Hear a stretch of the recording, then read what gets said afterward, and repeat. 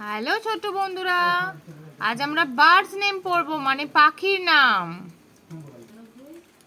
এই যে দেখো, পিকক মানে ময়ূর, আউল মানে পেঁচা, তারপর পিজন, পিজন মানে পায়রা, তারপর এই যে প্যারট মানে টিয়া পাখি, ক্রো মানে কাক, কক মানে মোরগ, ঈগল মানে ঈগল পাখি, কুকু মানে কোকিল, নাইটিঙ্গেল মানে বুলবুল পাখি, ভালচার মানে শকুন, কিংফিশার মানে মাছরাঙা, স্লিং মানে ফিঙে পাখি, ডাক মানে পাতিহাঁস, স্প্যারো মানে চড়াই পাখি, আর হেন মানে মুরগি।